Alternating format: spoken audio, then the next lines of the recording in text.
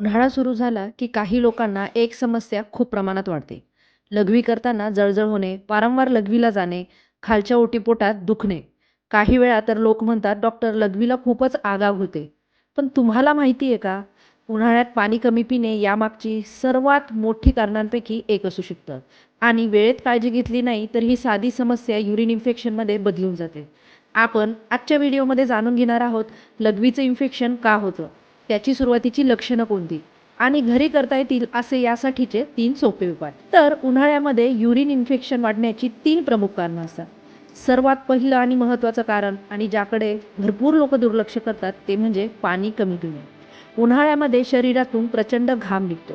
जर आपण पुरेसं पाणी प्यायलो नाही तर लघवी कॉन्सन्ट्रेटेड होते आणि ही कॉन्सन्ट्रेटेड युरिन बॅक्टेरियाला वाढवण्यासाठी पोषक वातावरण तयार करून देते. दुसरं कारण आहे डिहायड्रेशन.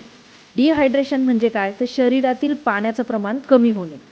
आता त्यामुळे शरीरातील टॉक्झिन्स म्हणजेच विषारी द्रव्य लघवीद्वारे व्यवस्थित बाहेर फेकली जात आहेत. त्यामुळे इन्फेक्शन होण्याची शक्यता वाढते.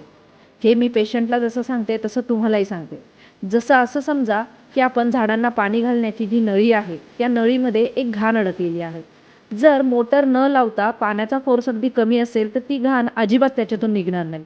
जसं की लघवीमध्ये जर पाण्याचं प्रमाण कमी असेल तर तुमचे टॉक्झिन्स शरीरातून सहजपणे निघणार नाही.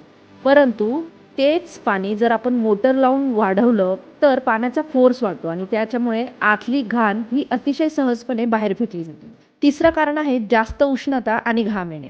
उष्णतेमुळे खालच्या जागेमध्ये ओलावा जास्त राहतो आणि ही ओलसर परिस्थिती बॅक्टेरिया वाढवण्यासाठी योग्य असते. त्यामुळे बॅक्टेरियाची ग्रोथ फास्ट होते. तर आता जर तुम्हाला लघवीचं इन्फेक्शन झालंच तर त्याची सुरुवातीची लक्षणं काय आहेत ते बघूया. लघवी करताना जळजळ होणं, वारंवार लघवीला जावंसं वाटणं, लघवी कमी प्रमाणात होणं, लघवीचा वास येणे, लघवी थोडी गडद किंवा गढूळ दिसणे, खालच्या पोटामध्ये किंवा कंबर सतत दुखणे. आता जर काही वेळेला हे इन्फेक्शन जास्त प्रमाणात वाढलं तर थंडी वाजून ताप येणे, मळमळ किंवा उलटीसारखं होणे किंवा खूप अशक्तपणा होणे हे देखील लक्षण दिसू शकतात. What is the role of water intake in urine infection? म्हणजे ह्या युरिन इन्फेक्शनमध्ये पाण्याचा किती महत्त्वाचा रोल आहे? तर पुरेसं पाणी पिणं हे युरिन इन्फेक्शन टाळण्यासाठी सर्वात सोपं आणि प्रभावी उपाय आहे. जेव्हा आपण पुरेसं पाणी पितो त्यावेळेला लघवीचे प्रमाण वाढते. एकंदरीतच लघवीमधल्या पाण्याचे प्रमाण वाढतं. त्यामुळे बॅक्टेरिया किंवा इतर जंतू लघवीद्वारे बाहेर इझिली पडतात आणि इन्फेक्शन होण्याची शक्यता फारच कमी होते. साधारणपणे एका प्रौढ व्यक्तीने दिवसाला 2.5 ते 3 लिटर पाणी पिणे आवश्यक आहे. उन्हाळ्यात ज्या प्रमाणात हीट असेल त्या प्रमाणात हे प्रमाण अजूनही वाढू शकते. आता आपण 3 होम रेमेडीज बघूया की जे तुम्हाला घरच्या घरी करता येतील. पहिलं, पाणी आणि नारळ पाणी. दिवसातून भरपूर पाणी प्या. आता पाणी म्हणजे फक्त तुम्हाला साधंच पाणी प्यायचं आहे असं नाही, तर कुठल्याही स्वरूपात तुम्ही पाण्याचं प्रमाण वाढवा. तुम्ही लिंबू सरबत करून प्या, नारळ पाणी प्या किंवा साधं पाणी प्या. हे शरीराला हायड्रेट ठेवतं आणि इन्फेक्शनचं प्रमाण कमी करतं. उपाय दुसरा, धण्याचं पाणी. रात्री 1 चमचा धने 1 ग्लास पाण्यामध्ये भिजत ठेवा. सकाळी ते पाणी गाळून घ्या. हे शरीरातील उष्णता नैसर्गिकरित्या कमी करतं आणि लघवीतील जळजळ कमी व्हायला मदत होते. तिसरा उपाय, स्वच्छता. खालची जागा स्वच्छ ठेवणे अतिशय गरजेचं आहे. घाम आल्यावर स्वच्छ धुणे, खूप टाईट कपडे न वापरणे, कॉटनचे कपडे वापरणे हे इन्फेक्शन टाळण्यासाठी आपल्याला मदत करते.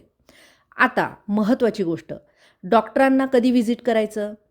तर या काही परिस्थितीमध्ये घरी उपाय करून चालत नाही.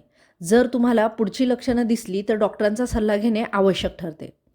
लघवीमध्ये रक्त दिसणे किंवा लघवी लालसर किंवा गडद पिवळ्या रंगाची दिसणे. दुसरा आहे ताप येणे. हा ताप थंडी वाजून देखील येऊ शकतो. पुढचा आहे खालच्या पोटामध्ये तीव्र वेदना होणं आणि 2 ते 3 दिवसात घरच्या होम रेमेडीजने आराम न मिळणं. अशा वेळेला तुम्हाला अँटीबायोटिक्सची गरज लागू शकते. परंतु तुम्हाला कुठला अँटीबायोटिक देण्याची गरज आहे हे डॉक्टर तुम्हाला तपासून ठरवतात. प्रत्येक पेशंटला एकच प्रकारच्या गोळ्या चालत नाही. त्यामुळे परस्पर मेडिकलमध्ये गोळ्या जाऊन घेणं हे सुद्धा टाळलं पाहिजे. जर तुम्हाला हा व्हिडिओ थोडा जरी उपयोगी वाटला असेल तरी तुमच्या मित्रपरिवाराला नक्की शेअर करा. कारण उन्हाळ्यामध्ये ही समस्या खूप लोकांना होते आणि अशाच आरोग्यविषयक माहितीसाठी आपल्या चॅनलला सबस्क्राईब करायला विसरू नका. धन्यवाद.